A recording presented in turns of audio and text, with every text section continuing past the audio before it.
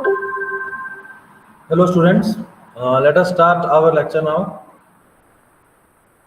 Last time हमने क्या किया था, हमको काउंटिंग ऑफ फंक्शन देखना है इस वीडियो में कि कोई भी एक फंक्शन लिया आपने f from one side a to another side b, ठीक है।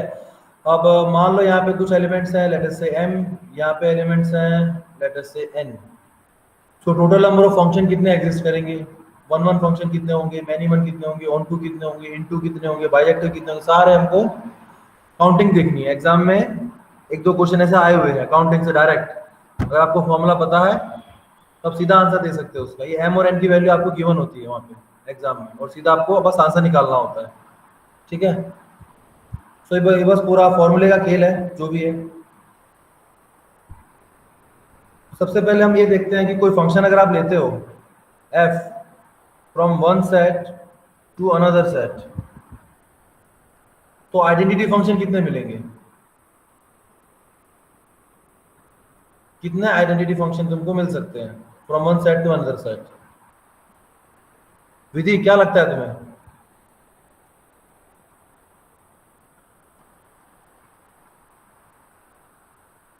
विधि ये सर क्या a लगता to है? b में आइडेंटिटी फंक्शन हाँ,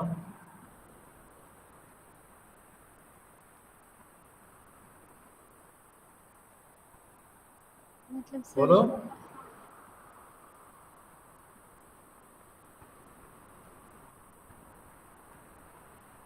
डेफिनेशन क्या है आइडेंटिटी फंक्शन की, क्या होता है identity function? f of x equals to x होना चाहिए और फंक्शन सेम होनी चाहिए, मतलब a to a होना चाहिए या b to b। हाँ, तो इतना कॉन्फिडेंस रखो ना, ऐसा क्यों मतलब इतना कंफ्यूजन के अकॉर्डिंग बोल रहे हो कि पता नहीं मैं सही हूँ, मैं ऐसा नहीं। थोड़ा भरोसा रखो अपने ऊपर, तुमने पढ़ा है मतलब सही पढ़ा है। यहाँ पे साफ साफ लिखा हुआ है कि x की वैल्यू x आनी चाहिए, जो एलिमेंट यहाँ पर है वही एलिमेंट होना चाहिए। अगर ये दोनों सेट अलग अलग हो गए तो x की वैल्यू x कैसे आएगी, समझ रहे हो? वन की वैल्यू वन होनी चाहिए, टू की वैल्यू टू की इमेज टू होनी चाहिए, 100 की इमेज 100 होनी चाहिए। कैसे आएगी अगर दोनों अलग अलग होंगे? तो ऑब्वियसली दोनों सेम होने चाहिए, वरना तो डिफाइन ही नहीं कर पाएंगे हम, ठीक है। तो भरोसा रखो अपने ऊपर, कॉन्फिडेंस रखो। तो बिल्कुल सही कहा तुमने, बी की जगह क्या लेना पड़ेगा हमको, A. So F is the function from A to A. कितने आइडेंटिटी फंक्शन मिलेंगे विधि? सर जितने एलिमेंट्स a में होंगे उतने, जितने एलिमेंट होंगे ए में, मान लो m एलिमेंट्स हैं, तो m कितने आइडेंटिटी फंक्शन आइडेंटिटी मिलेंगे? m मिलेंगे। अच्छा, ओके, m मिलेंगे ना। एक तो चलो ये है अपना सामने ही है, f of x equals to x। दूसरा आइडेंटिटी फंक्शन दो मेरे को। m की वैल्यू लेट अस से 10, 10 एलिमेंट है इसमें, तो 10 फंक्शन मिलेंगे। एक तो हमारे सामने है, दूसरा दो। एक ही मिलेगा सर। एक ही मिलेगा ना। तुम हाँ लोग क्या एक करते ही। हो पता है, तुम्हारे दिमाग में ऐसा आता है, मुझे पता है, मैंने जो लास्ट टाइम पढ़ाया था ये जो रिकॉर्डिंग नहीं कर पाए, उसमें भी यही आंसर दिया था कुछ बच्चों ने। उनके दिमाग में क्या रहता है, अगर मान लो ए मेरा सेट है 1 2 अप टू 5, या अप टू क्या लिखना है फिर, 5 6 एलिमेंट तो लिख देते हैं, 1 2 3 4 5, मान लो ये है। तो 1 की इमेज क्या आएगी 1, 2 की इमेज क्या आएगी 2, 3 की इमेज 3, 4 की इमेज 4, और 5 की इमेज 5। तो आप लोग काउंट करते हो कि 1 है 2 3 4 5, सर 5 फंक्शन है। आप लोग के दिमाग में ना एक पहली इमेज जो आती है ना चीज को देख के, फर्स्ट इमेज वो ये है कि इसको आप एज अ फंक्शन ट्रीट करते हो। फिर मैं आपको ये पूछता हूँ कि इसके अलावा दूसरा फंक्शन बताओ, फिर से क्लिक होता है, अरे नहीं ये तो हर एलिमेंट की इमेज सेम होगी, वन पे वन की, तो एक ही फंक्शन की बात हो रही है। ये सेम फंक्शन वन को वन पे, टू को टू पे ऐसे सेंड कर रहा है, फंक्शन तो एक ही होगा। हमारे दिमाग में ऐसा आता है, पहला इंप्रेशन ऐसा नहीं आना चाहिए। चीजों को थोड़ा सा डीपली सोचो, थोड़ा सोच के, थोड़ा पॉज लेके सोच के उसके बाद बोलो। ऑन द स्पॉट नहीं बोलना तो बोलो सर 1 मिनट सर, थोड़ा सोचने दो, मैं सोच के बोलता हूँ या बोलती हूँ। अगर तुम्हें चीज ऑब्वियस भी लगती है, स्टिल ऑब्वियस लगती है, बहुत इजी लगती है, सिंपल लगती है, स्टिल उसके बारे में थोड़ा सोचो, अच्छे से सोचो, एक एक पॉइंट को ध्यान में रखते हुए सोचो, क्योंकि ज्यादातर एग्जाम में आप ऐसी ही गलती करके आओगे। बाहर निकल के आपके फ्रेंड ने सही किया होगा, आपने गलत किया होगा, आप बोलोगे अरे ये क्या हो गया मुझसे, ये तो कितना सिंपल है, तो आता था मेरे को। ऐसी चीजें दिमाग में आएंगी फिर। तो वो क्यों होता है? वो इसीलिए होता है, डीपली सोचते नहीं हो आप। तो पहला इंप्रेशन ये देखते ही क्लिक होना चाहिए एकदम से, तो करेक्ट चीज है वो। ये ऐसे कुछ भी क्लिक होगा तो बात नहीं बनेगी। तो ठीक है, अभी तो हम क्या है कि सीख रहे हैं, यहाँ पे तो गलती करना बनता है, यहाँ पे गलती करोगे तभी एग्जाम में सही करोगे, और यहाँ पे गलती नहीं करोगे तो एक गलती तुम एग्जाम में करके आओगे। इसलिए यहाँ पे गलती कर लो, ये बेहतर है। अब ये पूरा एक फंक्शन डिफाइन करता है। एक फंक्शन क्या करता है? हर एलिमेंट की इमेज देता है आपको। तो यहाँ पे 5 एलिमेंट है, पांचों एलिमेंट्स की इमेज आपको मिल गई यहाँ पे, तो ये पूरा मिलके आपको एक फंक्शन मिलेगा एफ, ये वाला फंक्शन। ठीक है, तो बेसिकली एक ही फंक्शन है, एक फंक्शन डिफाइन होता है ये रहा। तो फंक्शन तो आइडेंटिटी फंक्शन एक ही मिलेगा, कोई भी सेट हो, एक कुछ भी सेट ले लो, उसके अंदर कितने भी एलिमेंट ले लो, कोई फर्क नहीं पड़ता, आइडेंटिटी फंक्शन तो आपको एक ही मिलने वाला है। ठीक है, नाउ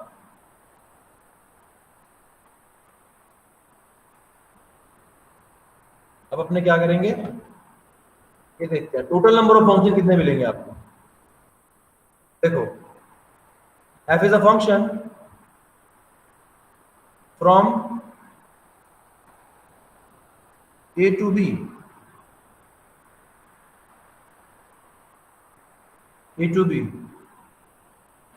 इसके अंदर मान लो, क्या मानोगे, इसके अंदर मानो m एलिमेंट्स हैं, इसके अंदर मान लो n एलिमेंट्स हैं। लेट अस सपोज, एज्यूम कर लो भाई। अब देखो, इसके अंदर m एलिमेंट्स हैं, तो 3 4 5, और अभी के लिए हम ये मान लेते हैं, इसको n को छोड़ो, फिलहाल ये मान लो आपके पास a में 5 एलिमेंट है और b में 3 4 5 6 7 एलिमेंट्स हैं। ठीक है, ऐसा दिमाग में मत लेके आना ये भी ऑड नंबर है, ये भी ऑड नंबर है, तो कुछ ऑड होने चाहिए, ऐसा कुछ नहीं है। ठीक है, जस्ट रैंडम है ये। अब फंक्शन की डेफिनेशन क्या होती है? गिननी।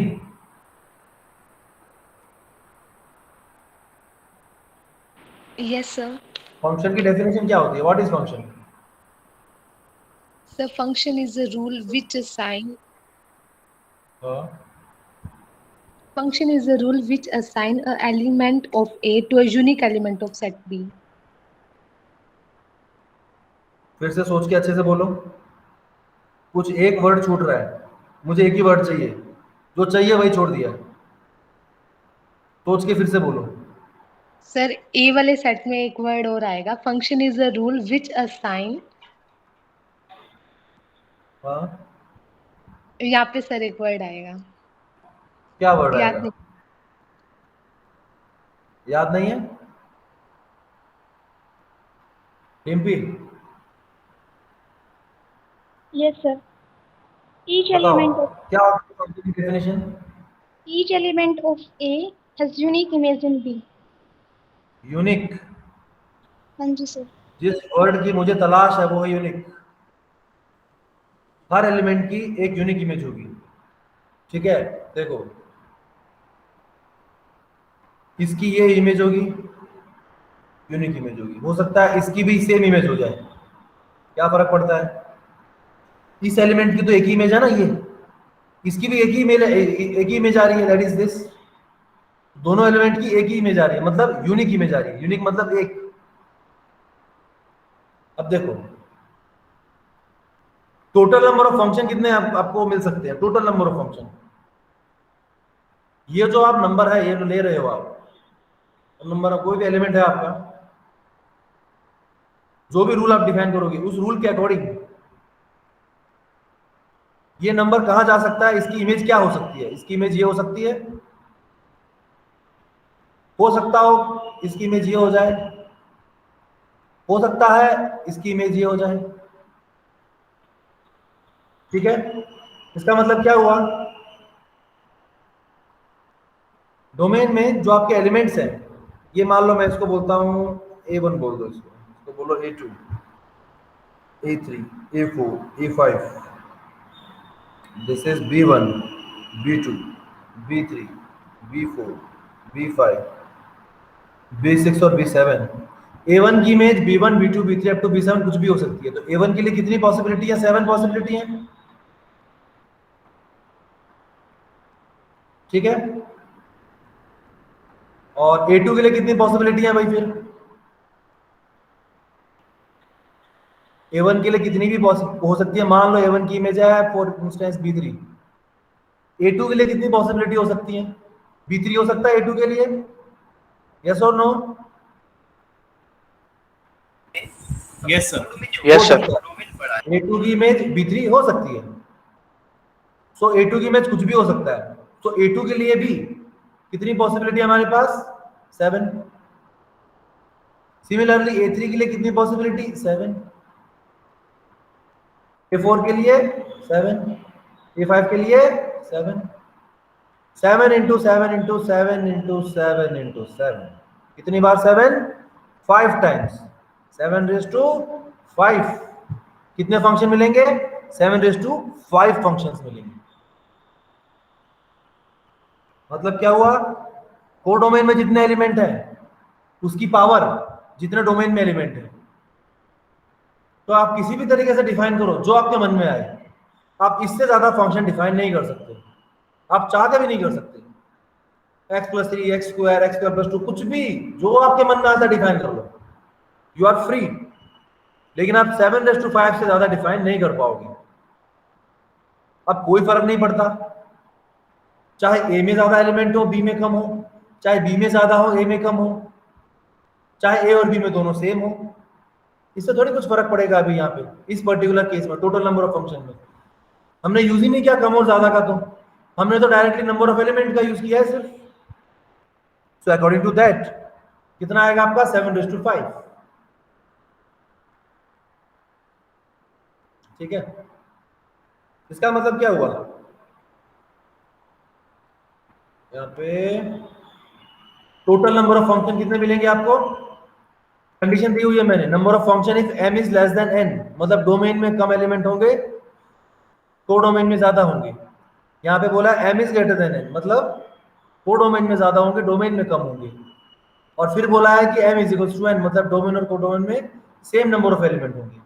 लेकिन टोटल नंबर ऑफ फंक्शन के केस में कोई फर्क नहीं पड़ता कौन ज्यादा है, कौन छोटा है, कौन सेम है। आंसर क्या आने वाला है इसका? Codomain raise to domain. Codomain में क्या है? n, डोमेन में m, सब में सेम यही आएगा। ठीक है, नाउ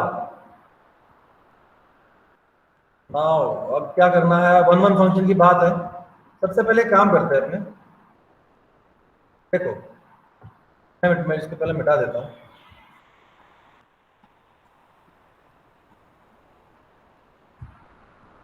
सी 1 की डेफिनेशन क्या होती है? What is 1 function? विधि,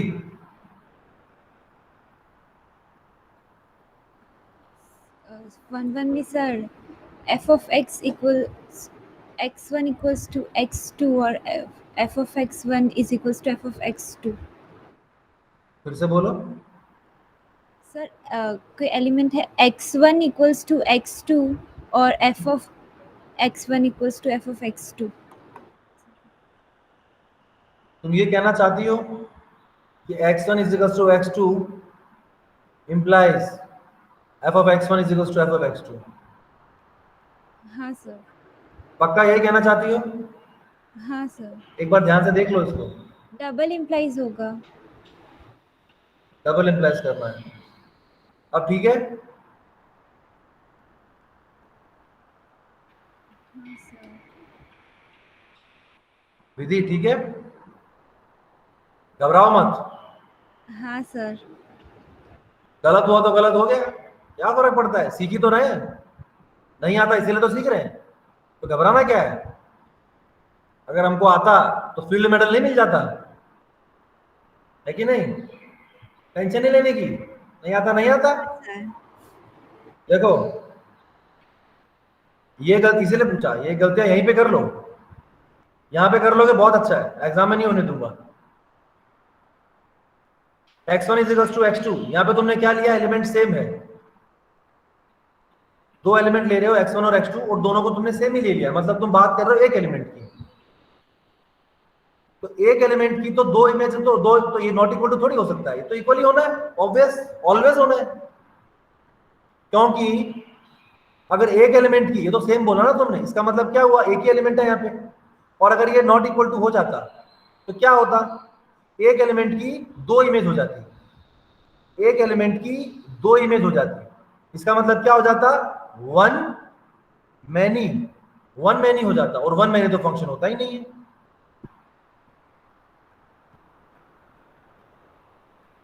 जो स्टेटमेंट तुमने दी x1 is equals to x2 imply f of x1 is equals to f of x2, it is always true, ये हमेशा सही होगी, वन वन है और कुछ भी ले लो तो ये ऑलवेज ट्रू होना है, तो डेफिनेशन है फंक्शन की।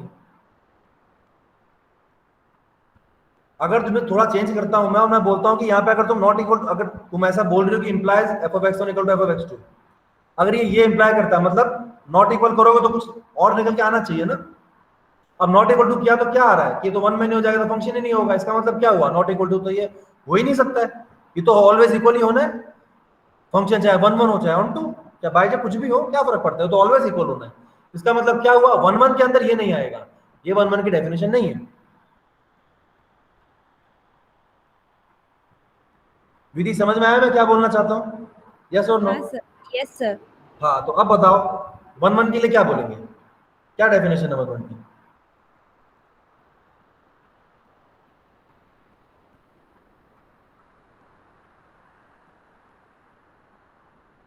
डेफिनेशन सर अब एग्जैक्ट वो कैसे? कैसे मतलब, मुंह से बताओ।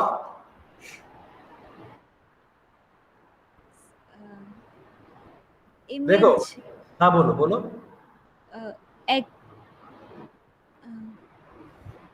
सर अब मुझे नहीं आ रहा है बोलना।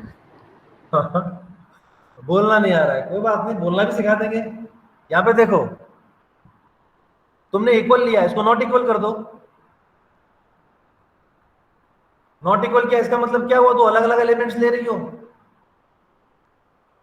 अब दो अलग अलग एलिमेंट्स की अगर सेम इमेज आ जाए तो क्या मतलब होगा इसका, दो अलग अलग एलिमेंट्स लिए तुमने, a1 लिया और a3 लिया, a1 की इमेज और a3 की इमेज, दोनों की इमेज अगर सेम हो जाए तो वो मैनी वन होगा। मैनी वन हो जाएगा, मतलब ये वन वन नहीं हो सकता, राइट? Yes sir. अब अगर मैं यहाँ पे बोल दूं नॉट इक्वल, तो यहां से क्या निकल के आएगा, दो अलग अलग नंबर लिए a1 और a3 और अलग अलग नंबर्स की अलग अलग इमेज आ रही है, तो एक की इमेज एक नंबर, एक की इमेज एक नंबर, जब भी कोई दूसरा एलिमेंट लोगे तुम डिफरेंट लोगे तो उसकी इमेज डिफरेंट ही आएगी, सेम नहीं जाएगी। इसका मतलब क्या हुआ, यहाँ पे एक एलिमेंट है उसकी इमेज कितनी आ रही है, एक आ रही है, तो क्या हो गया, वन वन हो गया। दीदी यस सर। हाँ सर। हाँ समझ आया, हाँ सर। पक्का? हाँ सर आया। ये डेफिनेशन होती है पर इसको एज अ डेफिनेशन यूज नहीं करते। तुम्हें शायद कंफ्यूजन इसलिए हो रहा होगा क्योंकि जो तुम बोलना चाहती हो वो ये है, f of x1 is equals to f of x2 implies x1 is equals to x2। इसको एज अ डेफिनेशन देखा हुआ तुमने भी दी, राइट? हाँ यही बोलना चाहती थी और इसको उल्टा, इनको इंटरचेंज कर दिया, इनको इंटरचेंज किया तो पूरी कहानी बदल गई, मतलब ही चेंज हो गया। ठीक है, अब ये तो जो मैंने बताया ये क्लियर है, ये कॉन्सेप्ट क्लियर हो गया ये वाला? Yes sir. हाँ, तो ये स्टेटमेंट P है, ये स्टेटमेंट मान लो Q है, तो P इंप्लाइज Q, अगर P इंप्लाइज Q है तो not Q implies not P होगा, और नॉट Q क्या है आपका, Q क्या है, f of x1 not equal to f of x2, तो इसका नॉट क्या हो जाएगा, इक्वल, तो ये इक्वल कर दिया। इंप्लाइज नॉट पी क्या है, क्या होगा, पी क्या है आपका x1 not equal to x2, तो नॉट पी क्या होगा उसका equal x1 equal to x2 हो गया यहाँ पे इक्वल। तो ये स्टेटमेंट समझ में आया, यहां से डायरेक्टली विजुअलाइजेशन से बता सकते हैं, ऐसा कुछ भी नहीं है, बट इसको समझने में दिक्कत होती है। मैंने ट्राई करके देखा लास्ट टाइम समझाने में, तो ये ज्यादा बेहतर लगा मुझे। यहां से मैं इसको ऐसा नॉट पी नॉट क्यू कर देता तो बहुत क्लियरली मैथमेटिकली सॉल्व हो जाता। हाँ सर ठीक है, विधि समझ में आ गई, डेफिनेशन यस और नो? Yes sir. ये तुम जो डेफिनेशन बोल रही हो ये मैथमेटिकल डेफिनेशन है, इसको छोड़ो, उसको जाने दो। मैं इसकी बात नहीं कर रहा था, वो तो तुम यहाँ पे ले आई मेरे को, मैं बात कर रहा था इसका डेफिनेशन क्या होती है, इसका मतलब क्या है। अगर मैं ज्योमेट्रिकली इसकी बात करूं तो ज्योमेट्रिकली इसका क्या मतलब है, वो बताओ मेरे को, बताओ। मतलब सर एक इमेज की एक ही हाँ एक ठीक है, प्री इमेज की बिल्कुल एक ठीक है, ही कंप्लीट कर इमेज दो। होगी। एक इमेज की एक इमेज नहीं, एक एलिमेंट की एक इमेज होगी। यहाँ पे एक एलिमेंट है, उसकी एक ही इमेज मिलेगी आपको। सो एक एलिमेंट की एक इमेज मिलेगी यूनिक, तो उसको क्या बोल देंगे हमने, वन वन। ठीक है, अब देखो इसका मतलब क्या हुआ, गौर से देखो, जो स्टेटमेंट तुम बोल रही हो इसको ऑब्जर्व करो। तुमने ये कहा कि डोमेन के हर एलिमेंट की एक इमेज मिलेगी आपको, डोमेन के हर एलिमेंट की एक इमेज मिलेगी आपको। इसका मतलब क्या हुआ, अगर फंक्शन आपका वन वन है, अगर फंक्शन आपका वन वन है, इसका मतलब क्या हुआ, डोमेन में जितने एलिमेंट्स हैं उतने एलिमेंट्स को डोमेन में होने चाहिए, यस और नो? होने चाहिए कि नहीं होने चाहिए? हाँ होनी चाहिए। ज्यादा किसमें होंगे, कोडोमेन में। को डोमेन में, साफ साफ दिखाई दे रहे हैं, जितने एलिमेंट ए में है उतने तो कम से कम बी में होने ही चाहिए। So cardinality of A will be less than और equals to cardinality of B for one one function. ये ऑलवेज ट्रू होना चाहिए, ऑलवेज। अगर ये गलत है तो आपका फंक्शन वन वन नहीं हो सकता। इसी तरीके से सेम, इसी तरीके से मुझे बताओ कि ऑन टू क्या होता है, ऑन टू फंक्शन क्या होता है बताओ।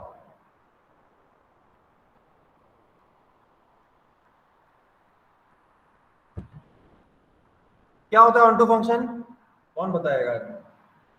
डिम्पी, क्या होता है ऑन टू फंक्शन? सर जब कोडोमेन की हर एलिमेंट की प्री इमेज एग्जिस्ट करे। हाँ बिल्कुल, ऑन टू मतलब क्या होता है, कोडोमेन के हर एलिमेंट की, नहीं, मुझे एग्जैक्ट चाहिए, मुझे एग्जैक्ट चाहिए। एक वर्ड छोड़ दिया, सरफराज क्या होगा बताओ, what is onto? Sir at least one pre image होगी, एटलीस्ट वन, परफेक्शन चाहिए, गड़बड़ हो जाती है परफेक्शन, परफेक्शन चाहिए भाई। देखो कोडोमेन में हर एलिमेंट की, कोई भी एलिमेंट ले लो तुम, हमने लिया मान लो B1, हर एलिमेंट की एटलीस्ट वन, कम से कम एक प्री इमेज होनी चाहिए। मतलब हो सकता है कि A1 की इमेज B1 हो सकता है A3 की इमेज भी B1 हो, बिल्कुल पॉसिबल है। ये कौन सा फंक्शन है, मैनी वन फंक्शन है, this is many one function. तो मैनी वन फंक्शन तो फंक्शन होता ही है, तो ये भी तो हो सकता है। तो पॉसिबिलिटी क्या है कि कोडोमेन के एलिमेंट्स की एक से ज्यादा इमेज हो सकती है, ये पॉसिबिलिटी है हमारे पास। इसका मतलब क्या, अगर मैं बोलता हूं मेरा फंक्शन ऑन टू है, ऑन टू की डेफिनेशन क्या है, कोडोमेन के हर एलिमेंट के लिए कम से कम एक एलिमेंट यहाँ पे होना चाहिए, कम से कम एक प्री इमेज यहाँ पे होनी चाहिए। इसका मतलब क्या हुआ, हर एलिमेंट की एक इमेज यहाँ पे होनी चाहिए कम से कम। मतलब कौन बड़ा हुआ कौन छोटा हुआ, सिम्मी? Yes sir. कौन सा सेट बड़ा हुआ कौन सा सेट छोटा हुआ? सर सर सर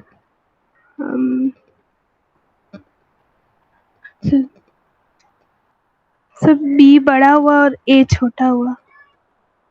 बी बड़ा हुआ है छोटा, फिर से देखो,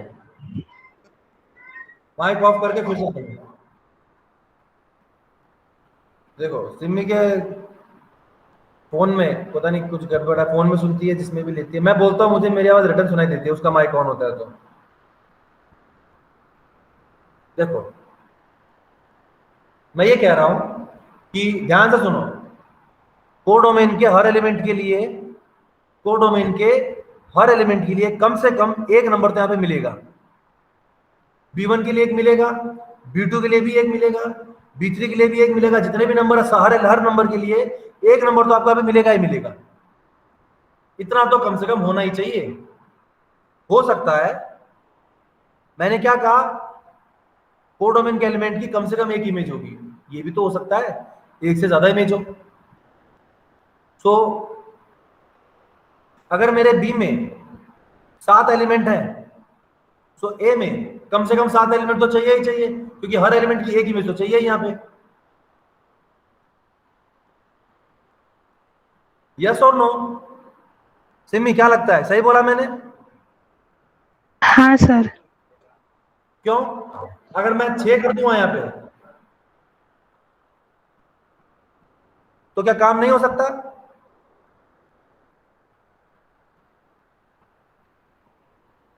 क्या हो सकता है? अगर कोडोमेन में 7 एलिमेंट है, डोमेन में 6 एलिमेंट है, तो क्या ऑटो फंक्शन बन सकता है? पॉसिबल है बनना? तो, सर तो वन मैन ही नहीं बन जाएगा? चलो ठीक है, वन मैंने तो खैर नहीं बोल पाएंगे, बट कोई बात नहीं, तुम ये ऑन टू नहीं बन पाएगा ऐसा बोल रही हो। हाँ, अगर ऑन टू बनाने की कोशिश करोगी, हर एलिमेंट की एक इमेज बनाओगी, तो फिर वन मैन ही हो जाएगा। ठीक है, इट्स गुड। अगर मान लो 6 नहीं है, अगर मैं 7, अगर मैं यहाँ पे 8 ले लूं तो क्या ऑन टू फंक्शन बन सकता है?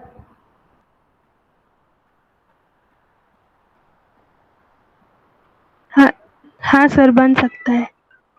बन सकता है। क्यों? क्योंकि यहाँ पे 7 एलिमेंट है, उस 7 के लिए यहाँ पे 7 हो जाएगा, एक 8वां जो बचा उसको भी कनेक्ट कर दो, क्या दिक्कत है? एक एलिमेंट की 2 तो हो ही सकती है कि नहीं? हमको तो ऑन टू चाहिए, हमको 1 1 मिनिमल थोड़ी को लेना देना है भाई, 1 1 हो चाहे 1 1 ना हो, क्या फर्क पड़ता है? हमें कोई लेना देना नहीं है, हमें लेना देना है ऑन टू से। यहाँ पे हर एलिमेंट की एक प्री इमेज होनी चाहिए, बात खत्म। तो यहाँ पे अगर ज्यादा एलिमेंट है, ए में 8 है, बी में 7 है, तो क्या करो, यहाँ पे किसी 2 एलिमेंट को, सॉरी किसी एक एलिमेंट की 2 इमेज दे दो, बात खत्म, हो गया। इसका मतलब क्या, ऑन टू में कौन सा सेट बड़ा होना चाहिए, डोमेन या कोडोमेन? सिमी क्या लगता है? Sir domain. डोमेन बड़ा होना चाहिए। ओके, तो देखो डोमेन बड़ा होना चाहिए, तो यहाँ पे क्या आ जाएगा, cardinality of A is greater than और equal to cardinality of B. ये चीजें याद रखनी है आपको, ये घुमा फिरा के एग्जाम में पूछते हैं, इसीलिए इतना टाइम दे रहा हूं इसमें मैं, इसका रीजन ही यही है। इन चीजों को बसा लो अपने अंदर, जैसे डेफिनेशन बोलो ना 1 1, जैसे ही 1 1 बोला जाए वैसे ही अंदर से डेफिनेशन निकल के आनी चाहिए। डोमेन के हर एलिमेंट के लिए कोडोमेन में एक एलिमेंट चाहिए, मतलब जितने डोमेन में है उतना तो कम से कम चाहिए ही चाहिए कोडोमेन में, मतलब डोमेन छोटा कोडोमेन बड़ा, अंदर से निकल के आना चाहिए एकदम से, उसको गहराई में सोचना है तुमको। अब इसी चीज को ऊपर देखो, इसका मतलब क्या हुआ कि अगर हमारा डोमेन बड़ा हो जाता कोडोमेन से, तो क्या 1 1 फंक्शन मिलेगा हमको? क्या मिल सकता है जैनिल? Yes sir. सर नहीं हो सकता। क्या डोमेन बड़ा होगा कोडोमेन से तो क्या 1 1 फंक्शन मिल सकता है? सर नहीं हो सकता, क्योंकि कोडोमेन की हर एक वैल्यू की एक प्री इमेज तो होनी ही चाहिए, तभी वो 1 1 कहलाता है। क्या बोल रहे हो जैनिल, होश में हो? थोड़ा पानी सर 1 1 का पूछा ना आपने? 1 1 पूछा मैंने, ऑन टू क्यों बोल रहे हो?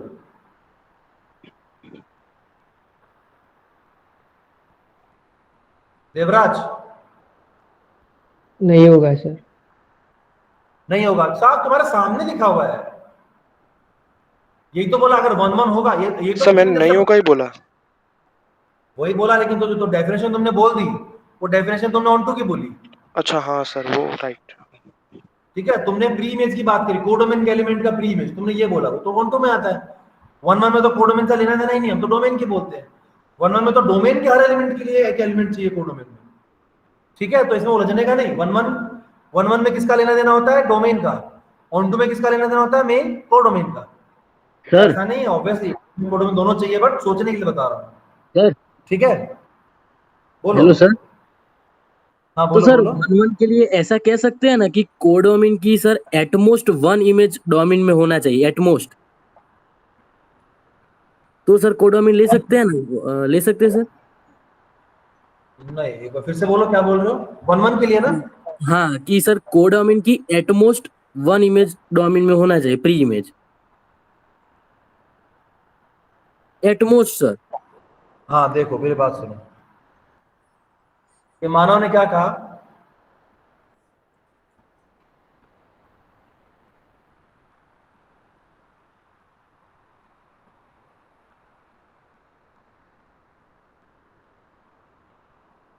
ठीक है, इसके अंदर 4 एलिमेंट डोमेन में, यहाँ पे 5 एलिमेंट है।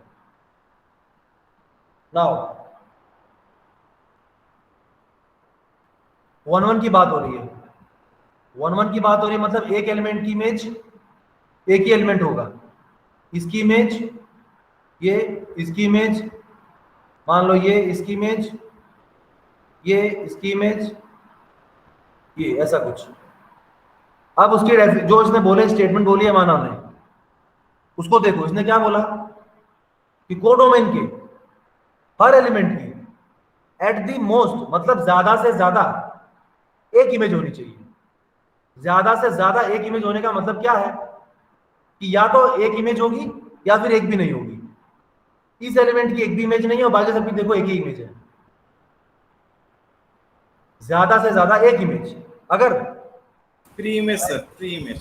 सॉरी, प्री इमेज, ज्यादा से ज्यादा एक प्री इमेज।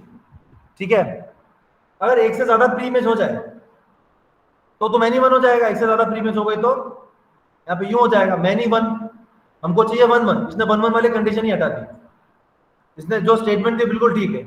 अगर कोडोमेन का यूज करके बोलना हो तो ऐसा बिल्कुल बोल सकते हैं कि कोडोमेन के हर एलिमेंट की at the most 1 pre image मिलेगी।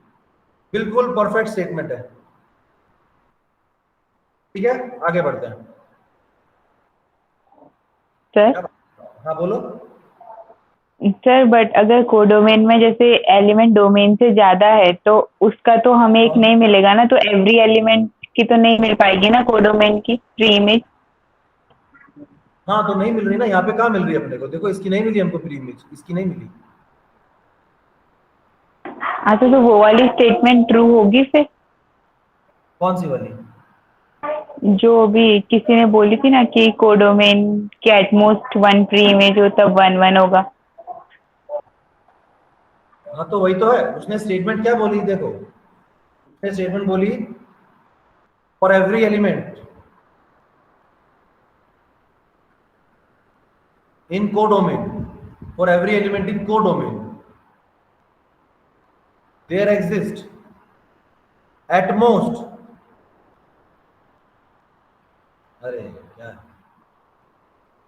क्या, हाँ हाँ there सर समझ exists at आया। most one image। आ गया? हाँ हाँ सर आ गया। मतलब ज्यादा से एक image नहीं हो सकता, एक भी ना नहीं। हो, या हो सकता है एक है ना? हाँ तो यहाँ पे देखो, हाँ इन सर, सबकी एक एक इमेज है और इसकी एक ही नहीं है। हाँ सर आ गया। ठीक है, ओके ओके, चलो आगे बढ़ते हैं। तो ये तो क्लियर हो गया भाई। देखो, अगर 1-1 है तो ये होना चाहिए, ऑन टू है तो ये होना चाहिए, बात खत्म। अगर मान लो ये नहीं है तो 1-1 नहीं हो सकता, ये नहीं तो ऑन टू नहीं हो सकता। ठीक है, मतलब डोमेन छोटा, 1-1 में डोमेन छोटा होता है। ऊपर देखो, यहाँ पे क्या बोला हुआ है? 1-1 में देख रहे हैं, 1-1 की बात कर रहे हैं हम, 1-1 की बात कर रहे हैं।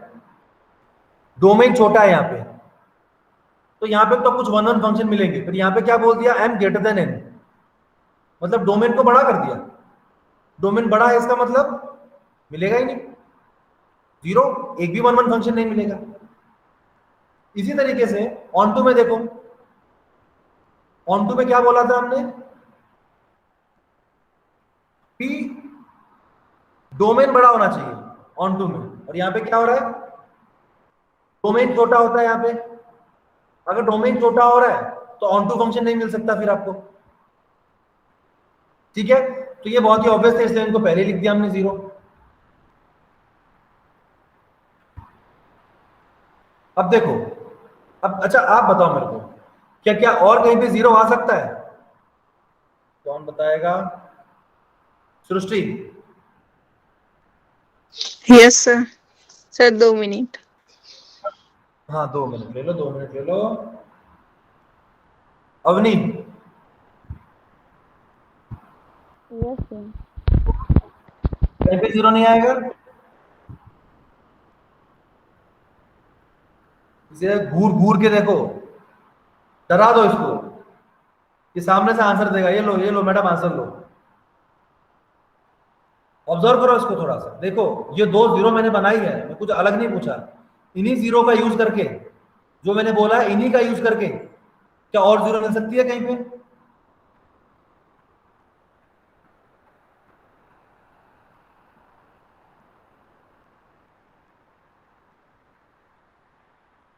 जैनिल क्या लगता है? यस सर, बाइजेक्टिव में होगा ना सर, क्योंकि 1-1 भी ना हो और ऑन टू भी ना हो। बाइजेक्टिव की डेफिनेशन क्या है? 1-1 भी होना चाहिए और ऑन टू भी होना चाहिए। जब ऑन टू नहीं है तो 1-1 हो ना हो क्या फर्क पड़ता है? ऑन टू नहीं है मतलब बाइजेक्टिव तो नहीं है कंफर्म, तो बाइजेक्टिव फंक्शन तो मिलेगा ही नहीं। सिमिलरली यहाँ पे 1-1 नहीं है, ऑन टू हो ना हो कुछ भी हो क्या फर्क पड़ता है? 1-1 तो नहीं है ना, 1-1 नहीं है मतलब बाइजेक्टिव फंक्शन नहीं मिलेगा, मतलब यहाँ पे भी जीरो आ गया। ठीक है, अब देखो ये तो क्लियर हुआ ना। इसको गौर से देख सकते हो तुम चाहो तो।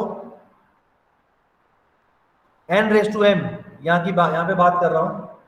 m और n दोनों इक्वल है, मैंने n⁻m लिखा है। अब दोनों सेम है तो आप ऐसा लिख सकते हो, n⁻n भी लिख सकते हो, m⁻m भी लिख सकते हो। ठीक है, जो आपके मन में आएगा, क्योंकि दोनों सेम है। तो मैं मिटा देता हूं नीचे वाला, फिर बाकी फंक्शंस पे पहुंचते हैं अपने।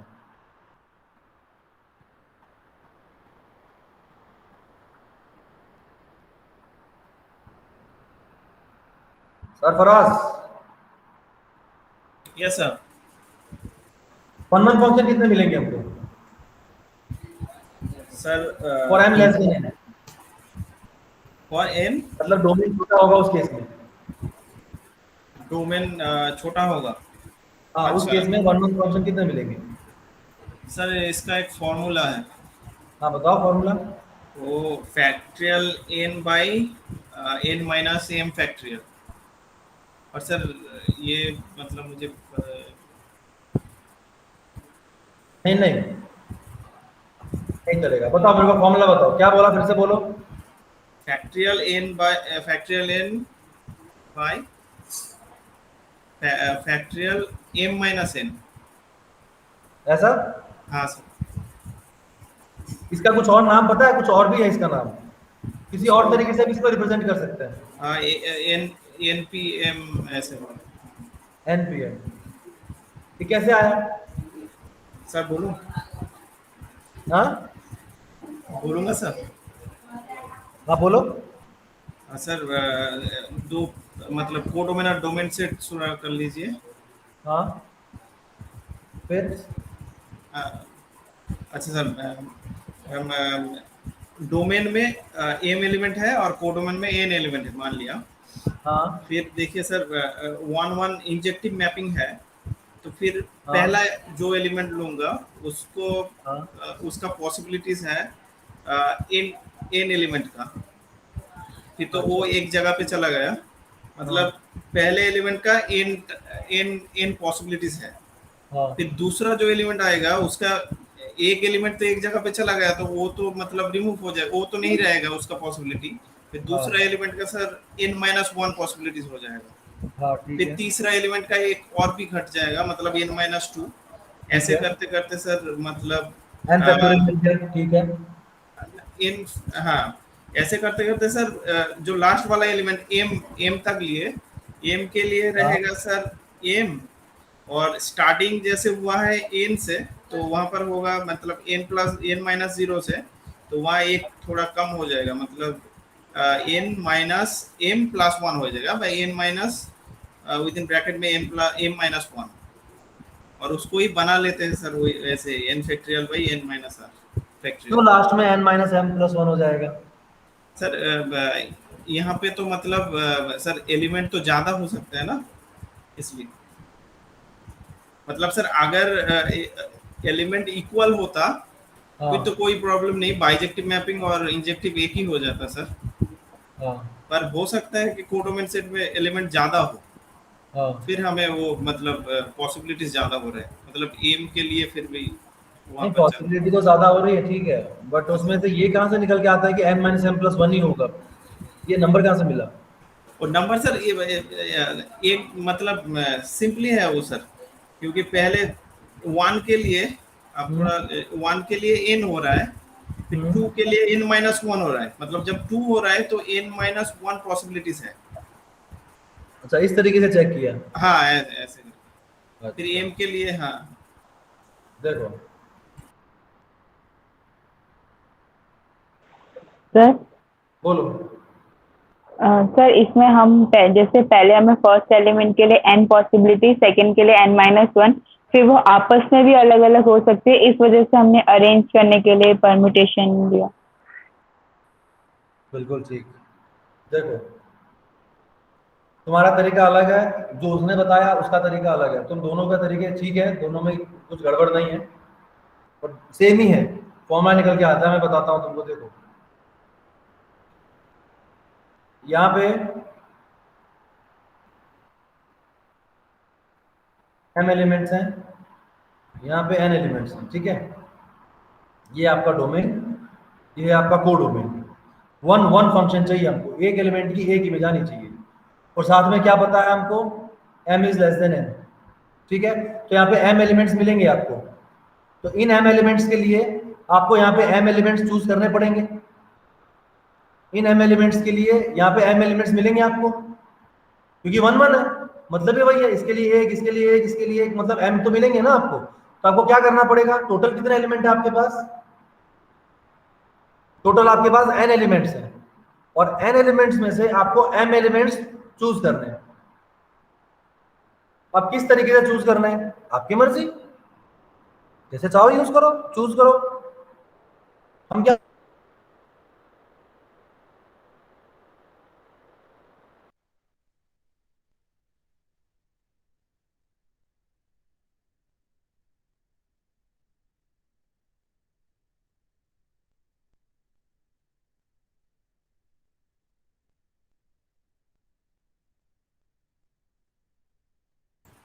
सर आवाज नहीं आ रहा है सर।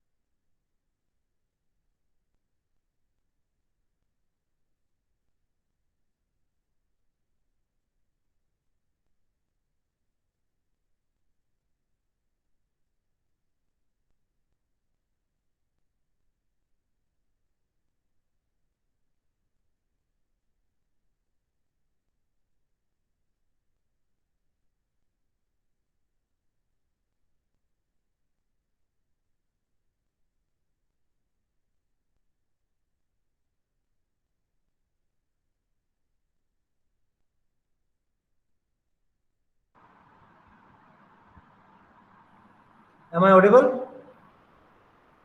Yes sir. और स्क्रीन दिखाई दे रही है? Yes sir. देखो, सो हमने क्या किया, हमारे पास टोटल n एलिमेंट्स थे, ठीक है। यहाँ पे n एलिमेंट्स में से हमको m एलिमेंट सिलेक्ट करने पड़ेंगे, क्योंकि यहाँ पे हमारे पास m एलिमेंट है और हर एलिमेंट के लिए एक इमेज चाहिए हमको। तो यहाँ से हमको m एलिमेंट्स चाहिए और कोई भी पॉसिबल कॉम्बिनेशन आप ले सकते हो। सो हमने क्या किया, n में से m को सिलेक्ट किया। तो स्कूल में पढ़ते थे ना आपने, NCM मतलब n चूज m, n में से m एलिमेंट्स को सिलेक्ट करना। कितने पॉसिबल वेज में से आप उसको सिलेक्ट कर सकते हो। फिर आपने सिलेक्ट कर लिया। अब जिन m एलिमेंट्स को आपने सिलेक्ट किया, वो m एलिमेंट्स भी तो आपस में परम्यूट कर सकते हैं। जरूरी थोड़ी है कि ये एक ही पे जाएगा, हो सकता है मतलब 5 एलिमेंट है, A1 A2 A3। सर सुन नहीं पा रहा हूँ सर, आवाज नहीं आ रही मेरी? हेलो, आ रही है सर। सर आ रही है आवाज। बोलो कि नहीं? और सर उधर NPM नहीं आएगा? कर रहा हूँ, सबर करो। बोलो कि नहीं? Any question? तुमने हैंड रेज किया। सर यहाँ पे इक्वलिटी का साइन भी आएगा, m less than equal to n। क्या? सर यहाँ पे m less than equal to n का साइन भी आएगा ना, इक्वलिटी का। नहीं, मैंने तो लेस देन बोला, स्ट्रिक्टली लेस देन, इक्वालिटी नहीं ली मैंने। इक्वालिटी वाला केस मैं अलग से ले रहा हूँ, यहाँ पे थर्ड वाले इस कॉलम में इक्वालिटी वाला केस है। ठीक है सर। यही पूछ रही हो? Yes sir. ओके, मैं स्ट्रिक्टली लेस देन वाला केस ले रहा हूँ। देखो, 5 एलिमेंट है डोमेन में और 5 एलिमेंट आपके कोडोम, मतलब कितना है, 10 लगा लो, कुछ भी लगा लो। B1 B2 B3 B4 B5 B6 B7 कुछ भी ले लो।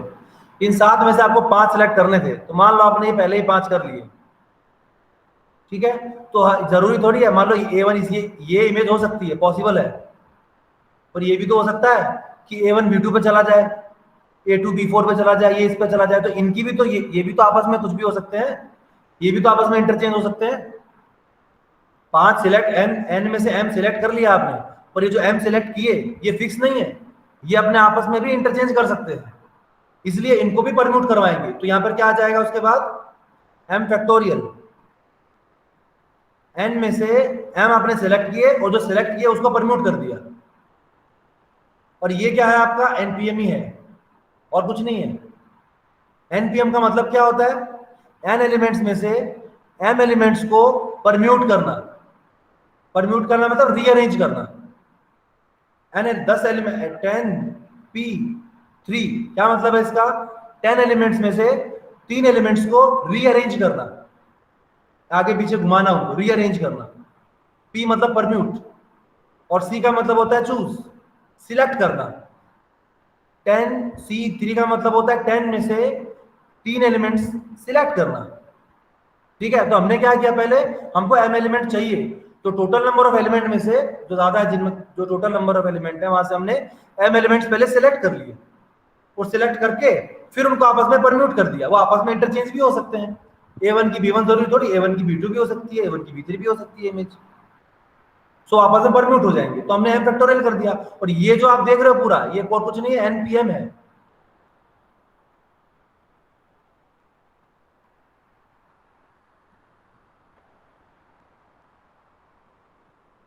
इसका फॉर्मूला क्या होता है, n factorial n minus m factorial, और इसका फॉर्मूला क्या होता है, NCM का n factorial into m factorial into n minus m factorial, ये इसका फॉर्मूला है।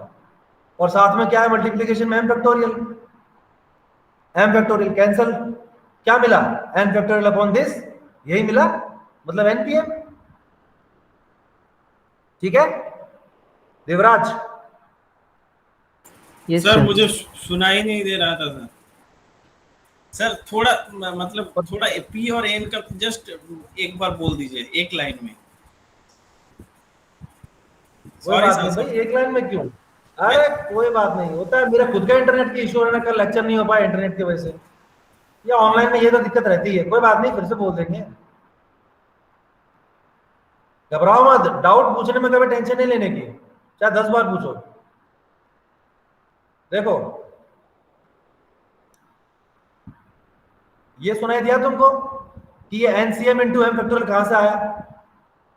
नहीं सर, वो मतलब वो आप जो लेफ्ट हो गए थे ना, फिर नहीं सुनाई दिया, फिर मैंने लेफ्ट होके फिर ज्वाइन किया, तब तक वो ये हो चुका था। ओके देखो A1 की यहाँ पे क्या है हमारे पास, 1 1 फंक्शन लेना है हमको, और 1 1 फंक्शन क्या होते हैं, हर एलिमेंट की एक इमेज मिलनी चाहिए यूनिक। सो A1 की हम क्या करेंगे, यहाँ पे 5 एलिमेंट है, तो इनकी हमको 5 इमेज मिलेगी। अब वो 5 इमेज कौन सी होंगी हमको नहीं पता, कोई भी हो सकती है। सो कोडोमेन में जितने भी एलिमेंट हैं, इस पर्टिकुलर केस में हमारे पास 7 एलिमेंट हैं, तो हम क्या करेंगे, 7 एलिमेंट में से 5 एलिमेंट सिलेक्ट कर लेंगे। सिलेक्ट करने का मतलब C 7 C 5 चूज, C से चूज 7 चूज 5, 7 में से 5 एलिमेंट चूज करो, ठीक है। नाउ अब मान लो जो आपने 5 एलिमेंट चूज किए वो पहले ही 5 कर लिए, कोई भी हो सकते हैं, नीचे वाले भी हो सकते हैं, कोई दिक्कत नहीं है। मान लो आपने पहले 5 चूज कर लिए। नाउ अब ये हो सकता है कि A1 B1 की A1 की इमेज B1 हो, A2 की B2, A3 की B3, A4 की B4, A5 की हो सकता है, पर ऐसा थोड़ी कि यही एक पॉसिबिलिटी है, ये भी तो हो सकता है A1 की इमेज B2 हो जाए, A2 की इमेज B5 हो जाए, A4 की भी कुछ भी तो हो सकता है। तो ये भी तो आपस में इंटरचेंज करेंगे। जो M आपने सिलेक्ट किए, N में से M आपने सिलेक्ट कर लिए, पर करने के बाद वो भी आपस में परम्यूट करेंगे। परम्यूट करेंगे मतलब M फैक्टोरियल, कुछ भी हो सकता है। M फैक्टोरियल पॉसिबिलिटी होगी उनको ऊपर नीचे रीअरेंज होने की। और अगर इसी को आपको देखना हो ये कैसे आ गया सर, नहीं पता चला सर, रीअरेंज क्या होता है, M फैक्टोरियल कैसे लिख दिया आपने। देखो इसका मतलब क्या, व्हाट इज दिस, N में से M एलिमेंट्स को रीअरेंज करना, N में से M एलिमेंट्स को रीअरेंज करना। P मतलब परम्यूट, परम्यूट मतलब अरेंजमेंट। अगर मैं दोनों को सेम ले लूं, N एलिमेंट्स में से, चलो N नहीं रखना, M एलिमेंट्स में से M एलिमेंट्स को रीअरेंज करना है मुझे, क्या मिलेगा, M एलिमेंट्स में से M एलिमेंट्स को रीअरेंज करो, मतलब सारे के सारे एलिमेंट को रीअरेंज करना है। जब सभी एलिमेंट को रीअरेंज करेंगे तो क्या मिलता है, निकालो formula, M factorial upon M minus M factorial. ये तो 0 है, मतलब क्या आएगा आंसर, M फैक्टोरियल। मतलब जितने एलिमेंट है अगर सभी एलिमेंट्स को रीअरेंज करेंगे तो क्या हो जाएगा, फैक्टोरियल। यहाँ पे क्या मिला था आपको, M एलिमेंट्स आपने चूज कर लिए, अब उनको परम्यूट करना है। जब उनको परम्यूट करना है तो उनको क्या आ जाएगा, M फैक्टोरियल, ठीक है। सो NCM इंटू M फैक्टोरियल, ये आपका फॉर्मूला बनेगा 1 1 फंक्शन का, और यही है जो आप बोल रहे हो NPM, दोनों सेम है। पुट करके देख लो, ये क्या आ जाएगा, N factorial upon N minus M factorial, और ये क्या होगा, N factorial upon N minus M factorial into M factorial. ये इसका फॉर्मूला है, साथ में M फैक्टोरियल भी तो है, लिख दो ऊपर M फैक्टोरियल, कैंसल, क्या बचा, यही बचा है कि नहीं। तो दोनों सेम है, NPM लिखो चाहे NCM इंटू M फैक्टोरियल लिखो, सेम बात है। अब बोलो, किसी को कोई डाउट है, सरफराज? नहीं सर, अभी ठीक है सर, समझ आ गया? हाँ हाँ सर, एकदम गलत तो नहीं है, सब सही बोल रहा हूँ ना भाई मैं? सर आप तो जीनियस है सर। अरे जीनियस मत बोलो भाई, ऐसा नहीं है, छोटे मोटे लोग, चलता रहता है। देखो तो ये हो गया, क्लियर हो गया भाई, कुछ डाउट हो तो आप पूछ सकते हो।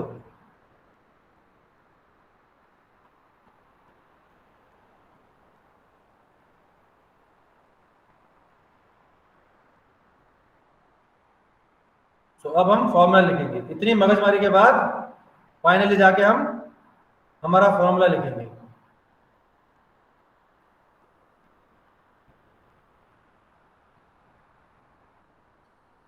अब ये फॉर्मूला भूलना नहीं है आपको, इतना ऐसे ही इतना बक बक बक बक नहीं किया है, ये फॉर्मूला याद रहना चाहिए फॉर एवर, रटना नहीं है, याद हो जाना चाहिए। फॉर्मूला आएगा NPM और NCM इंटू M फैक्टोरियल, दोनों ही एक ही चीज है दोनों, ठीक है। लाओ अब बोलो भाई, अगर मान लो m is equal to n हो जाए, डोमेन और कोडोमेन के एलिमेंट सेम हो जाए, तो उस केस में 1 1 फंक्शन कितने होंगे? इतना समझाया तो ये आना चाहिए। बोलो विधि, तुम बताओ।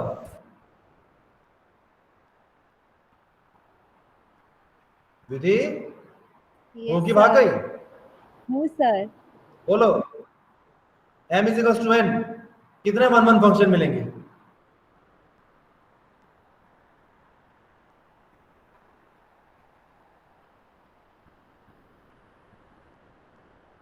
Akshita, yes sir. तो n फैक्टोरियल लगता या है? तो फिर m फैक्टोरियल। ना ना ना, या नहीं आना चाहिए, कॉन्फिडेंस रखो, सर ये होगा, रीजन होना चाहिए तुम्हारे पास, वही आंसर आएगा। बोलो सर n फैक्टोरियल और m फैक्टोरियल। अच्छा वैसा, ओके, दोनों सेम ही है तो कुछ भी बोलो चलता है, n फैक्टोरियल, ठीक है? यस। क्या ठीक है? तुमने क्या किया? तुमने यहाँ वैल्यू पुट कर दी, हाँ यहाँ पे सर। m की वैल्यू n रख दी, हाँ n p n, ये n फैक्टोरियल, ऐसा किया तुमने? हाँ सर। गंदी बात, बहुत गंदी बात, ऐसा नहीं होता है। फॉर्मूले से तो आ ही जाएगा, वो एक अलग बात है, फॉर्मूला नहीं रखना। और वैसे भी यहाँ पे देखो, ये ऑब्जर्वेशन की बात है अक्षिता, यहाँ पे मैंने बोला था m less then n, m less then n के लिए मैंने फॉर्मूला बताया और तुमने m इक्वल टू n के लिए इसको यूज कर लिया, ठीक है? इस पर्टिकुलर केस में चल रहा है, सही आंसर है, कोई इशू नहीं। लेकिन हमेशा ऐसा जरूरी नहीं है, एग्जाम में कोई क्वेश्चन आएगा, कंडीशन को ध्यान से देखो, जब कंडीशन यूज करना, उस चीज को यूज कैसे कर सकते हो? हाँ हाँ सर। ये यूज नहीं करना, ओके। तुम्हें बोलना है, समझाने के बाद क्या दिक्कत है, आराम से बता सकते हो। देखो यहाँ पे 4 एलिमेंट है, यहाँ पे भी 4 एलिमेंट है, m इक्वल्स टू n लिया हुआ है कि नहीं? तो क्या पॉसिबिलिटी बनेगी? इस एक एलिमेंट के लिए a1, इसको मैं नाम देता हूँ a1, a2, a3, a4, b1, b2, b3, b4। बताओ a1 के लिए क्या पॉसिबिलिटी है? a1 की इमेज क्या हो सकती है? कुछ भी हो सकती है। a1 के लिए कितनी? 4 पॉसिबिलिटी है, b1, b2, b3, b4, इसके लिए 4 पॉसिबिलिटी है, कुछ भी हो सकता है इसमें से, कुछ भी होगा, तुम्हारे हाथ में है, 4 पॉसिबिलिटी है, लेकिन एक बार को चूज कर लोगे, कर लिया मतलब कर लिया। अगर तुमने a1 को b3 बोल दिया तो बाकी 3 में से किसी की इमेज b3 नहीं हो सकती, अदरवाइज मिनिमम हो जाएगा। तो 4 पॉसिबिलिटी है, 4 में से कोई भी एक चूज कर लो, फिक्स कर दो उसको। उसके बाद a2 के लिए कितनी पॉसिबिलिटी बची आपके पास? सिर्फ 3 पॉसिबिलिटी बची। तो a2 के लिए कितनी पॉसिबिलिटी है? 3। सिमिलरली a3 के लिए कितनी बचेंगी? 2, और लास्ट में 1। 3 पॉसिबिलिटी, 3 में से कोई भी ले लो। मान लो मैंने b1 ले लिया a2 के लिए, तो a3 के लिए या तो b2 होगा या b4 होगा। a3 के लिए अगर मैंने b4 बोल दिया तो बेचारा a4 के पास एक ही बचा, कुछ नहीं कर सकता, इसको जाना ही है b2 के पास। तो टोटल कितने फंक्शन मिलेंगे ऐसे? 4 into 3 into 2 into 1, that means 4 factorial. तो यहाँ पर क्या आ जाएगा? इसी तरीके से n फैक्टोरियल। समझ आया कि नहीं आया? यस और नो? गिन्नी, गिन्नी, यस सर। समझ आ रहा है? Yes sir. पक्का? इक्वल टू के लिए तो सेम ही होगा ना, ये जो इसके लिए m लेस देन n के लिए। हाँ सेम हो रहा है, नो डाउट सेम हो रहा है, बट सिर्फ इस एक की बात नहीं है ना। हमको तो क्या है कि ये सब मैनी 1 1 1 ऑन 2 इनटू सब देखने थे, इसलिए मैंने केस अलग कर दिया पूरा m इक्वल्स टू n का। हाँ ये अलग बात है कि 1 1 के केस में आप m less than equals to n ले लो, आंसर यही आने वाला है। तभी तो अक्षिता ने यूज किया, मैंने m लेस देन n बोला कि स्टिल उसने यहाँ पे m equal to n use कर लिया और उसका आंसर सही आया, क्योंकि यहाँ पे चलता है, यहाँ पे m less than equals to n के लिए ये फॉर्मूला है, ठीक है। बट फॉर्मूला क्यों देख रहे हो? हम तो अंडरस्टैंडिंग पे जा रहे हैं ना, फॉर्मूला तो बाद की बात है। अंडरस्टैंडिंग आई कि नहीं आई? यस सर, आ गया समझ। पक्का समझ में आया? तुम्हारी आवाज में वो कॉन्फिडेंस नहीं है। यस सर, आ गया। समझ आया तुमको? पक्की बात है? आगे बढ़ते हैं भाई, कॉन्फिडेंस से बोला करो, थोड़ा मुझे भी लगा कि नहीं समझ आ गया। Jainil, yes sir. समझ आया?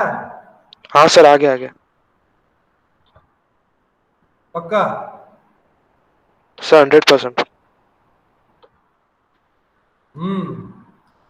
100%। तो बताओ चलो, इसी 100% के साथ यस बताओ सर। कि मैनी वन फंक्शन कितने होंगे if m less then n। Sir 1 minute. Sarfaraz, तुम्हें क्या लगता है?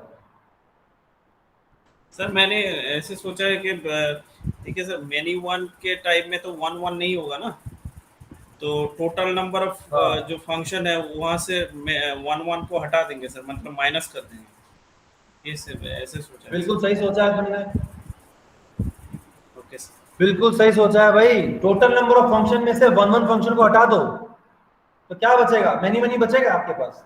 दो ही तरह के होते हैं, ये ऑन टू भी घूम फिर के वहीं आ जाता है वन वन मैनी वन में। तो बेसिकली डोमेन के करस्पॉन्डिंग अगर आप देखते हो तो दो ही तरह के मिलेंगे, या तो हर एलिमेंट की एक ही इमेज मिलेगी तो वन वन, और एक से ज्यादा एलिमेंट की अगर एक इमेज मिलती हो तो मैनी वन, बात खत्म। और वन वन तो है नहीं, वन वन नहीं है मतलब मैनी वन है, तो टोटल नंबर ऑफ फंक्शन में से वन वन हटा दो, क्या मिलेगा? n raise to n, total number of function minus one one function. ये आपका आंसर आ गया। ठीक है, अब बताओ अगर m ग्रेटर देन n हुआ तो उस चीज का क्या आंसर आएगा? सर बोलो। हेलो सर, सर इसमें m रेज टू n नहीं हो सकता? कहाँ पे? ये m लेस देन n है मैनी वन के लिए। मैनी वन के लिए ये, हाँ, उधर m m raise raise to n बोल रहे, हाँ, क्यों ऐसा? रीजन दो। मतलब हम कोई भी m में एग्जांपल 3 एलिमेंट्स लेते हैं और n में 4 लेते हैं। एग्जांपल एक मिनट रुको, 3 एलिमेंट्स ले लिए, यहाँ पे 4 एलिमेंट्स ले लिए, अब हाँ, मतलब पहले के लिए 4 पॉसिबिलिटीज होगी 4 और पॉसिबिलिटी होंगी। दूसरे के लिए भी 4 और तीसरे के लिए भी 4। बिल्कुल। हाँ, तो इस तरह से m रेज टू n होगा ना?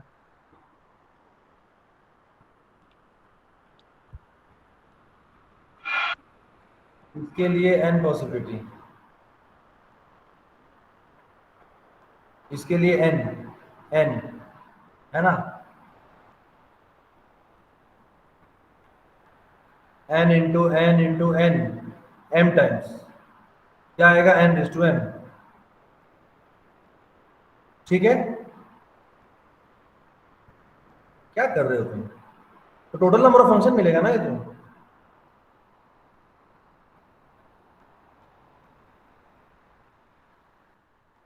Devraj, yes sir. देवराज सुनो, मेरी बात सुनो, मैं समझ गया। देखो यहाँ पे देखो,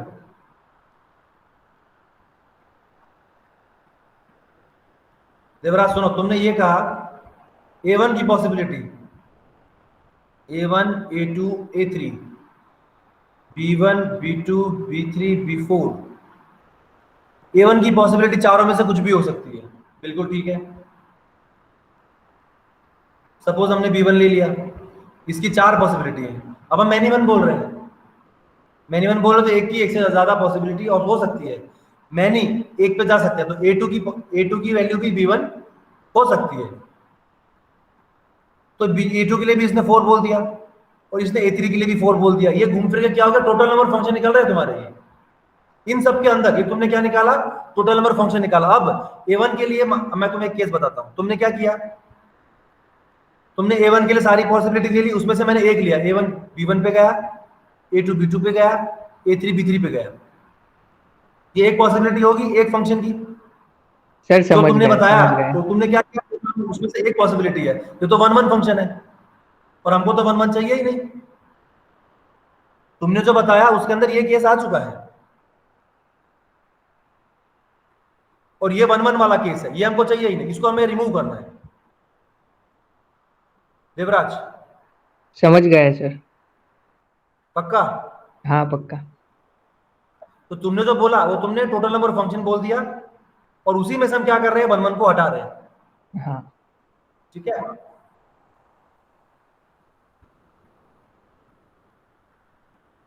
और तुम n रेस टू m और m रेस टू n में हो गए कंफ्यूज। तुमने ये सोचा कि भाई n रेस टू m तो हो नहीं सकता है, तो टोटल नंबर ऑफ फंक्शन है, और ऐसा ही कुछ वहां पे हो रहा था, तो इसको m रेस टू n बोल दिया। देवराज सही बोला मैंने? नहीं सर, मैंने वो मतलब 3 टाइम्स 4 थे ना, तो मैंने उसमें गड़बड़ कर दी। n को m समझ लिया, m को n। अरे भाई, ऐसा थोड़ी कुछ भी समझ लोगे, ऐसा नहीं समझना होता। देखो नेक्स्ट, अब अगर m ग्रेटर देन n है, उस केस में मैन्युअल फंक्शन कितने होंगे बताओ? सेम लॉजिक है, टोटल नंबर में से 1 1 माइनस करते जाओ, आ गया पूरा का पूरा। तो टोटल कितने n रेस टू m, उसमें से 0 माइनस करोगे तो यही मिलेगा। Similarly m equal to n में क्या हो जाएगा, n raise to n minus n factorial, इसमें से इसको माइनस कर दो। ऐसा मत बोलना सर यहाँ पे तो m लिखा था, यहाँ पे n क्यों लिख दिया, ऐसा मत बोलना भाई। देखो m इक्वल टू n है, ठीक है। अब बारी आती है ऑन टू की। अच्छा ठीक है, साथ साथ में बाइजेक्टिव बता दो। बाइजेक्टिव फंक्शन क्या होगा m equal to n? Bijective कितना होगा बोलो?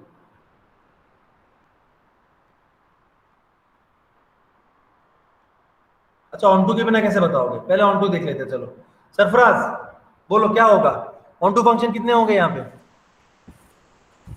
सर ये इसका एक फॉर्मूला है, बट मुझे मतलब समझ नहीं आता वो। मतलब मैं रिलेट कर नहीं पाता जो मतलब चीज, तो आप थोड़ा बता दीजिए सर। बाइजेक्टिव थोड़ा, हाँ फॉर्मूला बताओ क्या है सर। फॉर्मूला वो समेशन देके एक लिखता है सर, मतलब लिखा जाता है सर। याद नहीं है फॉर्मूला? वो सर याद नहीं है ठीक से। मतलब टोटल ये बात मुझे पता है कि टोटल नंबर ऑफ एलिमेंट जितना होगा उससे मतलब माइनस तो होगा ही। फिर मतलब सर वो आप बोल दीजिए सर, वो अच्छा होगा। अच्छा अच्छा अच्छा, ये तुम्हारी बात नहीं है सरफराज, ये बात ऐसी है कि नेट का पेपर बनाने वालों को भी पता है कि बच्चों को सब कुछ याद रह जाएगा, ये ऑन टू वाला याद नहीं रहेगा। इसलिए वो एग्जाम में पूछते हैं तो ऑन टू ही पूछते हैं। आई थिंक 2 बार आया ये क्वेश्चन, मैंने 2 बार एग्जाम में देखा है कहीं पे, दोनों बार ऑन टू ही पूछा है, और कुछ नहीं पूछते, ऑन टू ही पूछते। उनको पता है कि ये इसी में अटकेंगे, बाकी तो ये सिंपल है, याद हो जाएगा उनको। इसलिए फॉर्मूला देखो क्या है,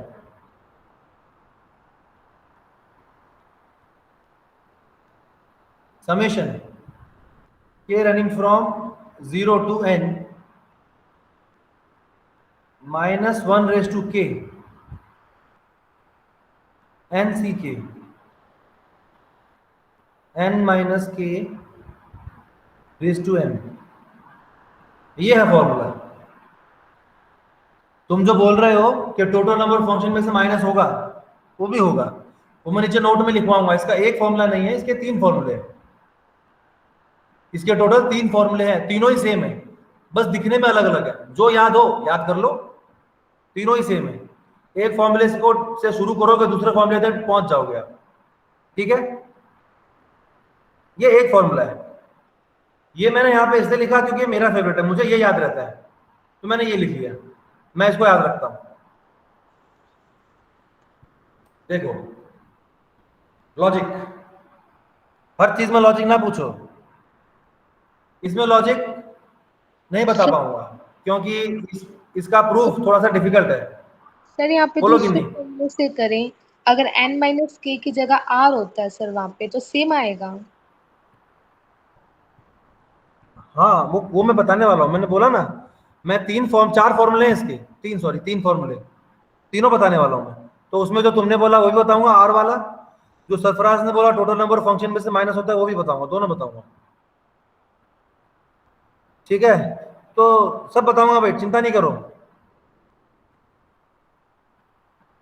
लॉजिक, इसका लॉजिक भाई देखो, इसका लॉजिक नहीं, इसमें क्या है, सब सिंपल थे, सब सिंपल बकवास है, इसलिए हमने कर दी।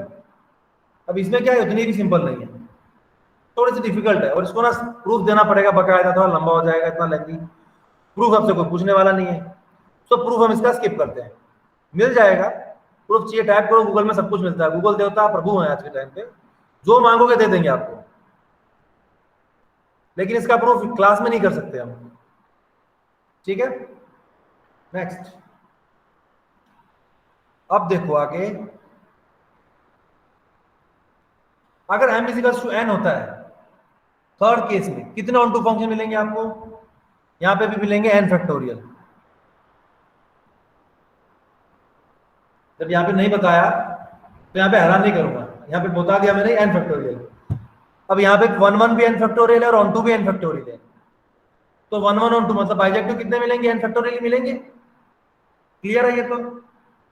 इसी तरीके से इनटू कितने मिलेंगे आपको, जो फंक्शन ऑन टू नहीं होता वो इनटू होता है, लाइक 1 1 मैनी 1, वैसा ही ऑन टू इनटू। तो क्या करेंगे, टोटल नंबर ऑफ फंक्शन में से ऑन टू माइनस कर दो, so n raise to m minus 0।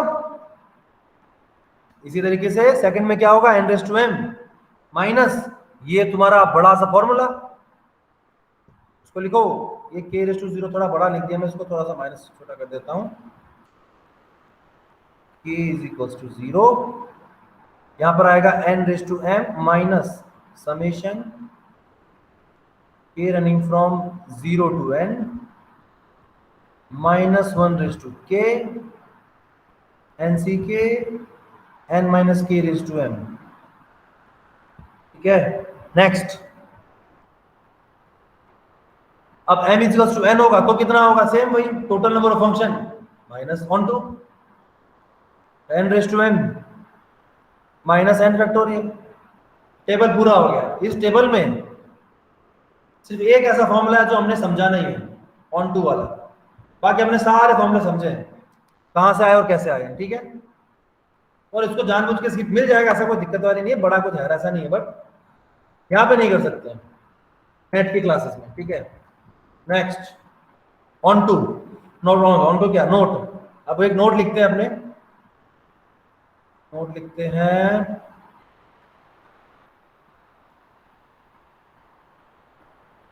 ना समझ में आया तो पूछ लेना भाई। टोटल नंबर ऑफ फंक्शंस,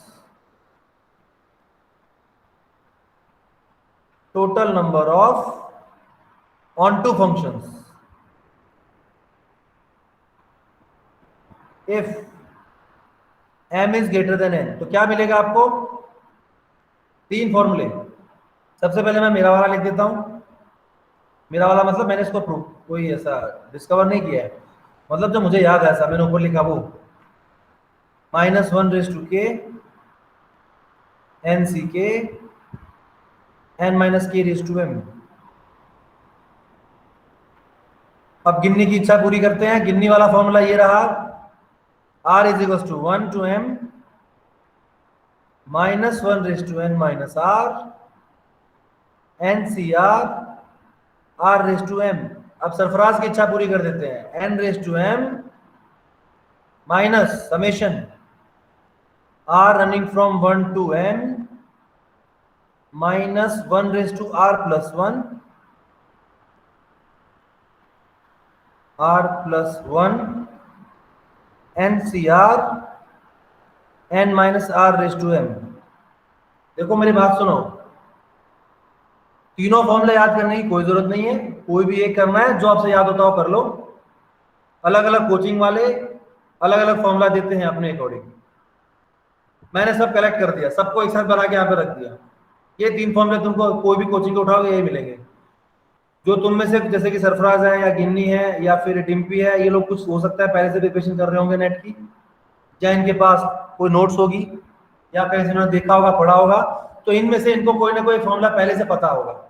तो जो फॉर्मूला तुमको पहले से पता है उसी फॉर्मूले पे स्ट्रिक्ट रहो, उसको छोड़ो मत, ठीक है। दूसरा फॉर्मूला याद करने की कोई जरूरत नहीं है, ये तीनों सेम ही है, जो याद होता हो याद कर लो, ओके। यहां पे हमारा फिनिश हुआ ये अभी तक कुछ पूछना है किसी को तो पूछो, एनी डाउट, कुछ पूछना है भाई? सर एक क्वेश्चन मेरे पास, हाँ बोलो बोलो। सर मैपिंग जो वेल डिफाइंड होते हैं ना सर, हाँ हाँ, उसको कोई नोटेशन देके बोल सकते हैं क्या? वेल डिफाइंड मैपिंग को नोटेशन? हाँ ऐसा तो कुछ नहीं है, मतलब मैपिंग तो वेल डिफाइन होनी चाहिए, वरना हम उसको लिख ही नहीं सकते हैं।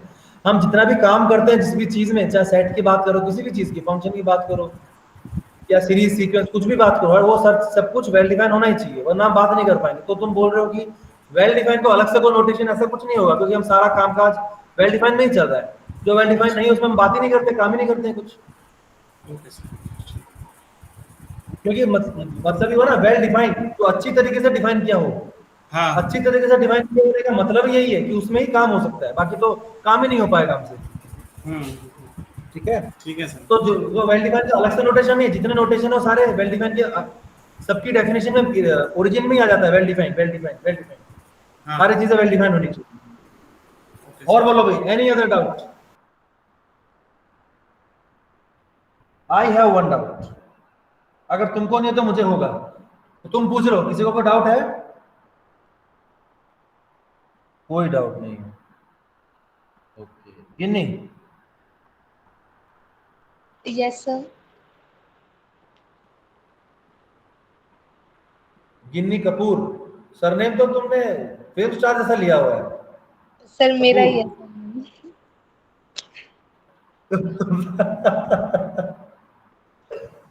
देखो, तो अभी तुम, मैंने सब बता दिया। बताओ कांस्टेंट फंक्शन कितने होंगे? अगर कोई मैं फंक्शन लेता हूं एफ, क्या हुआ, चल नहीं रहा है पेन? सर पेन की पॉइंट, एक सेकंड, क्या हुआ? कितनी सर बोलो। करना समझ नहीं आया। हाँ नहीं, पूरा ही नहीं हुआ, मेरा क्वेश्चन ही पूरा नहीं हुआ, मैं लिख ही नहीं पाया, पॉइंट टूट गया। देखो, F is a function from A to B, इसमें m एलिमेंट्स हैं, इसमें n एलिमेंट्स हैं। तो बताओ total number of constant functions कितने होंगे?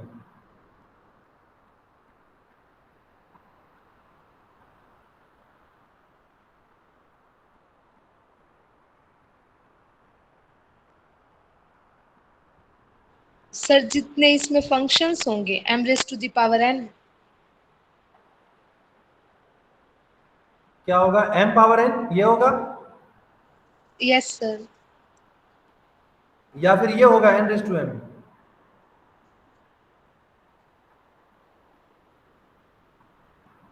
सर क्या होगा m⁻। दोनों में से? क्यों भैया, टोटल नंबर ऑफ फंक्शन देखो, मैंने तो ये लिखवाया है, n⁻m लिखवाया है।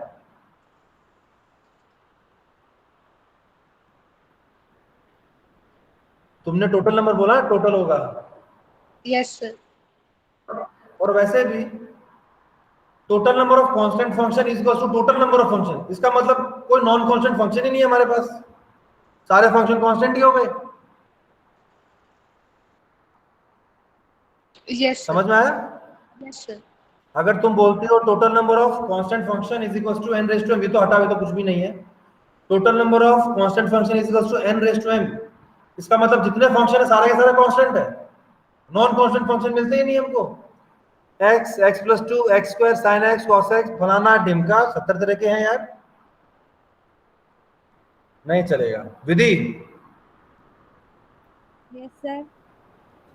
बताओ total number of constant function कितने मिलेंगे? सर ये तो सारे हमारे कांस्टेंट ही फंक्शन होंगे ना? अरे कंटिन्यूअस नहीं बोल रहा हूं, कांस्टेंट। हाँ सर, वही n⁻m नहीं सारे? मिलेगा सर? क्या बोल रहे हो तुम, कैसा कैसे हो सकता है?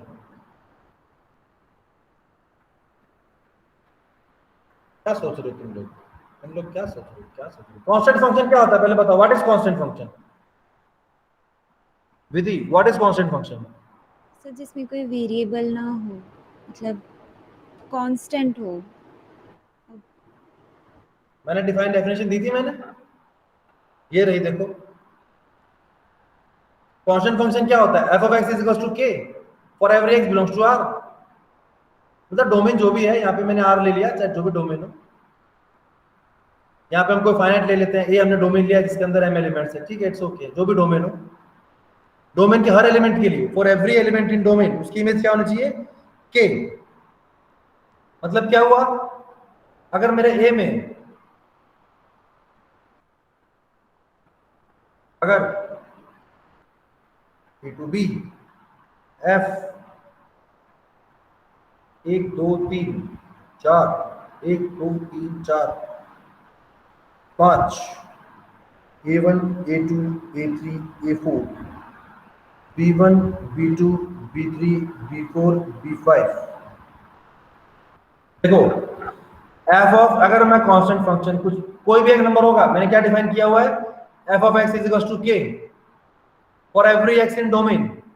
डोमेन के हर एलिमेंट के लिए एक ही नंबर आएगा, दैट इज k। अगर मान लो वो k जो भी होगा कोडोमेन में होना चाहिए, पक्की बात है।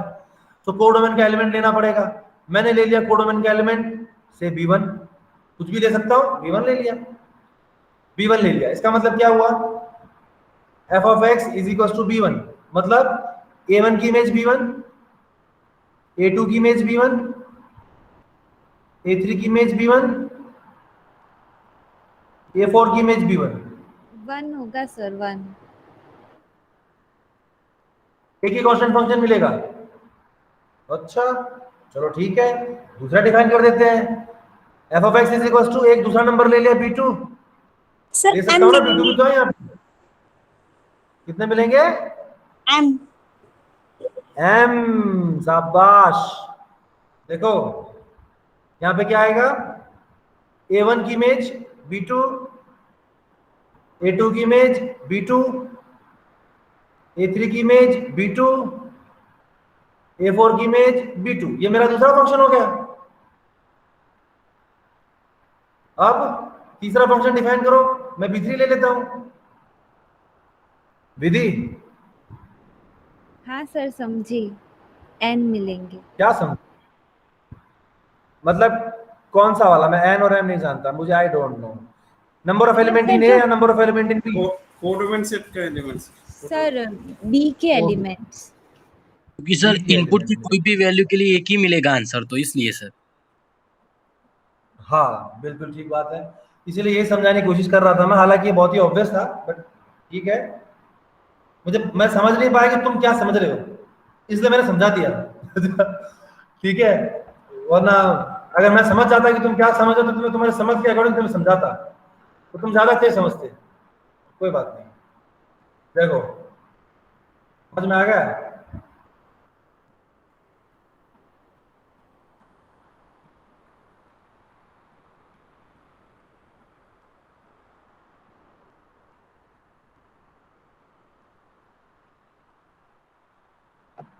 तो नंबर ऑफ कांस्टेंट फंक्शन कितने मिलेंगे, number of element in B. अब एक गलती जो अधिकतर बच्चे करते हैं एग्जाम में, क्या करते हैं, आप भी करोगे, आप भी, मतलब आप में से कोई ना कोई, अगर मैं ना बोलूं तो कोई ना कोई करेगा, अगर कोई नहीं सुन रहा है तो मेरे बोलने के बाद भी करेगा। n रेस टू m, बहुत, अभी जैसे अभी थोड़ी देर पहले गिनी ने इसको m रेस टू n बोल दिया था, बहुत सारे स्टूडेंट इसको m रेस टू n लिखेंगे, वो याद नहीं कि वो उन्हें ये क्लिक नहीं होता है n रेस टू m कि m रेस टू n है। और अगर ये याद रह गया कि n रेस टू m है, तो फिर ये याद नहीं रहता है कि डोमेन में क्या है और कोडोमेन में क्या है, डोमेन n है कि कोडोमेन m है, क्या है। तो ये याद रखने का सबसे गंदा तरीका है n रेस टू m, एकदम घटिया, ऐसे कभी याद नहीं रखने का। याद कैसे रखने का, number of element in codomain power number of element in domain, ऐसा, codomain raise to domain, simple, codomain raise to domain, ऐसा। तो अभी n और m में उलझने का नहीं, बहुत जो नहीं उलझते हैं इट्स फाइन गुड, पर बहुत सारे बच्चे उलझ जाते हैं, तो उलझना नहीं है। जिसको ऐसा लगता हो कि नहीं मुझे क्लिक नहीं हो रहा है, वो ऐसे मत पढ़ो, उसको कैसे पढ़ना है, कोडोमेन रेस टू डोमेन, बस ऐसे याद रहेगा, इसमें कंफ्यूजन होने के चांसेस नहीं है। एक और चीज, कांस्टेंट वाला याद नहीं रहता, ये ऑन टू फंक्शन याद नहीं रहता है, इसको कैसे याद रखना है, गौर से देखो, कहाँ n आता है, कहाँ m आता है और कहाँ k आता है। यहाँ उलझ जाते हैं।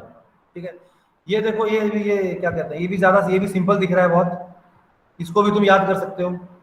ये दोनों थोड़े क्रिटिकल दिख रहे हैं। ठीक है, जैसा तुमको फायदा, तुम्हारी मर्जी है, जो तुम्हें अच्छा लगता हो उसको तुम याद कर सकते हो। सो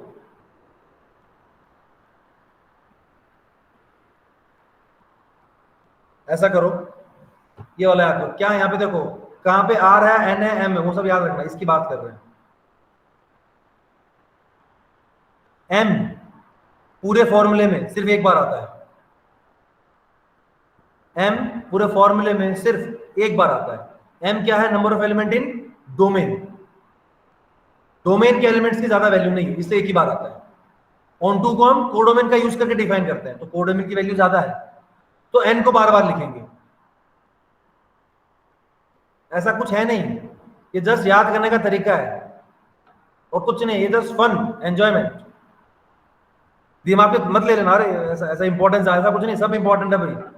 विदाउट कोडोमेन को ऊपर नीचे करने से 112 पूरा बदल जाता है, और डोमेन को ऊपर नीचे करने से भी 112 बदल जाता है। ठीक है, सो सबकी वैल्यू होती है ना, तो बस समझने का तरीका है। ऑन टू को हम जब डेफिनेशन देते हैं तो ऑन कोडोमेन से देते हैं, डोमेन का यूज नहीं करते, इसलिए कोडोमेन की ज्यादा है। ठीक है सर, कोई कुछ बोल रहे हैं? हाँ बोलो। सर आपने ऊपर कांस्टेंट फंक्शन की डेफिनेशन में नोट लिखवाया था ना कि constant function is many one function, तो अभी अगर टोटल नंबर ऑफ फंक्शन हम काउंट कर रहे हैं तो कांस्टेंट फंक्शन में हम मैनी वन का फॉर्मूला यूज नहीं करेंगे? कांस्टेंट फंक्शन में मैनी वन का फॉर्मूला यूज करना चाहते हो? एक बात बताओ, कैसे करोगे? हेलो, आवाज आ रही है? हाँ हाँ हाँ। देखो, कांस्टेंट फंक्शन मैनी वन होता है, पर मैनी वन फंक्शन कांस्टेंट ही होता है ऐसा नहीं है। कांस्टेंट फंक्शन एक स्पेशल केस है, और अगर तुम यूज करना चाहोगे फॉर्मूला तो क्या करोगे? मैनी वन यहां पर आता है। ठीक है, इसके अंदर तुम्हें फॉर्मूला यूज करना है। अगर तुम फॉर्मूला यूज करते हो ये वाला, मान लो ये वाला फॉर्मूला यूज कर रहे हो, फॉर्मूले में क्या लिखा है? मैंने कुछ भी तो नहीं लिखा, मैंने तो एन और एम का यूज किया है खाली, मैंने कुछ भी नहीं यूज किया, सिर्फ एन और एम लिखा है और कुछ भी नहीं लिखा है। Number of element in domain, number of element in codomain.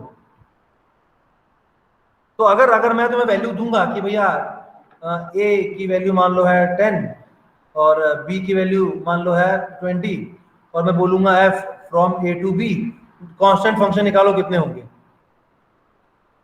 मैं अगर तुमको ये चीज बोलता हूं, तुम क्या करोगी? ये वैल्यू उठा के यहाँ पे पुट कर दो, कांस्टेंट फंक्शन निकालने हैं, constant function is many one function, तो मैनी वन का फॉर्मूला है, कंडीशन सेटिस्फाई हो रही है m लेस देन n, तो इसको उठाओ दोनों को और उठा के यहाँ पे पुट कर दो। अगर तुम ये करना, अगर मैं गलत नहीं हो तो शायद तुम यही पूछ रही हो। सर एक बार मैं अनमोल यही पूछ रही हो ना? सर मैं करके देख लेती हूँ, क्योंकि ऊपर। हाँ बोलो बोलो बोलो। मतलब ये परम्यूटेशन यूज करके, मतलब मेरे को लगा आंसर डिफरेंट हो जाएगा ना, क्योंकि अभी नीचे हमने खाली n रेज टू m उससे किया, इसलिए कांस्टेंट फंक्शन के लिए कोडोमेन रेज टू डोमेन यही किया ना? नहीं, कांस्टेंट फंक्शन के लिए ऐसा क्या किया हमने? मैंने लिखवाया नहीं, मैं लिखवाऊंगा अभी कांस्टेंट फंक्शन, तो मैं तो ऊपर का पहले मैं समझा देता हूँ पूरा। इसलिए कांस्टेंट फंक्शन क्या होता है? Number of element in domain, codomain, number of element in codomain, बस। तो सिर्फ n या फिर सिर्फ m? हाँ, जो भी, मतलब उसको number of element in codomain, बस उतना। हाँ बस उतना, दैट इज द आंसर। ठीक है, पर मुझे ऐसा लग रहा है कि तुम उतनी डिटेल में नहीं समझ पाई हो जितना मैंने कोशिश की समझाने की। मैं तुम्हें सजेशन दूंगा, रटना मत। देखो ये रटने वाली चीज है, ये तुम्हें रटना पड़ेगा। मैंने पहले ही कहा था, बता दूंगा मैं रटने वाली चीजों को, ये रटना पड़ेगा, लेकिन इसके अलावा कुछ भी रटना नहीं पड़ेगा ये काउंटिंग ऑफ फंक्शन में। तो इसके अलावा जितनी भी चीजें उनको तुम समझ लो, यहाँ पे अगर तुम वैल्यू पुट करोगे तो तुमको क्या मिलने वाला है, total number of many one function, जितने मेनी वन फंक्शन है सारे के सारे मिल जाएंगे, उसके अंदर कांस्टेंट भी आ जाएंगे, आई एग्री, कांस्टेंट आ जाएंगे, पर कांस्टेंट के अलावा भी दूसरे मेनी वन फंक्शन आएंगे, इसलिए फॉर्मूला यूज नहीं कर सकते हैं, ठीक है। और फिर भी तुम जाके एक बार इसको अच्छे से गहराई से सोचना, एग्जांपल लेके देखना, फॉर्मूले में पुट करके देखना और लॉजिकली फिर से सोचना, तो और अच्छे से चीजें क्लियर होंगी, ठीक है। आगे बढ़ते हैं अपने। हाँ, मैं ये समझा रहा था इसको याद कैसे रखना है कि एन और एम में दिक्कत होती है, कभी कभी यहाँ एम लिख देते हैं, अब एम कहाँ से कहाँ जाएगा, इसलिए वो समझा रहा था कि यहाँ पर आएगा एम, बाकी हर जगह आएगा एन। अब इसमें कुछ खास बात नहीं, यहाँ पे भी सेम वही है, यहाँ पर एम है, देखो एन एन एन सेम वही है, ओके। सो ये एक तरीका हुआ, इतना पता चल गया कि एम आएगा और एम सबसे लास्ट में आएगा, बीच में भी कहीं नहीं आएगा। सो एम का फंडा तो चला गया। हमें याद कितना रहता है पता, हम इतना याद रख लेंगे कि समेशन में कुछ है, -1 की पावर कुछ है, और ये सी मतलब कॉम्बिनेशन करके कुछ है, NCR या ऐसा कुछ लिखा हुआ है, और यहाँ पे पावर कुछ है, ये चीजें तो याद रह जाती हैं। पर नंबर में कहाँ दिक्कत होती है, कहाँ एन है, कहाँ आर है, कहाँ एम है, वो दिक्कत हो जाती है, वहां भूलते हैं। तो उसको कुछ भी करके आपको याद रखना है, ठीक है। जो नंबर यहाँ पे लिखा आर, उसी को पहले वाले टर्म में लिख दो आर, फिर नेक्स्ट टर्म में फिर से लिख दो नीचे आर। यहाँ पे ऊपर लिखा एम, नेक्स्ट टर्म में भी ऊपर आएगा एम, थर्ड टर्म में भी ऊपर आएगा एम, और लास्ट में तो क्या आएगा एन, बात खत्म। तो कुछ भी करो, कुछ भी सोचो, कैसे भी ये फॉर्मूला याद होना चाहिए, ये मतलब जो भी इन तीनों में से कोई भी फॉर्मूला याद होना चाहिए। और गलती होने के चांसेस मैंने आपको बता दी क्या है, ये वैल्यू ये इंटरचेंज हो जाता है, एन एम आर ये ऊपर नीचे हो जाते हैं, ठीक है। नाउ अब कांस्टेंट फंक्शन देख लेते हैं, मैंने समझाया लेकिन मैंने लिखा नहीं, उसको भी लिख देते हैं। ये रिजल्ट, पहला रिजल्ट है, second result.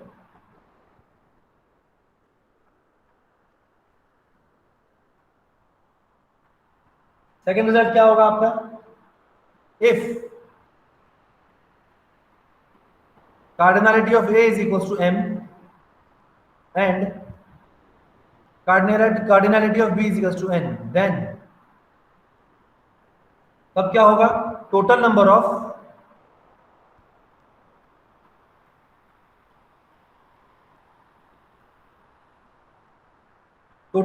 Constant function, total number of constant function from A to B,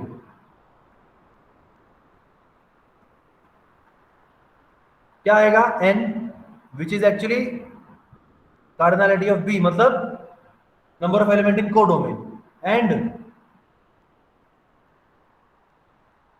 total number of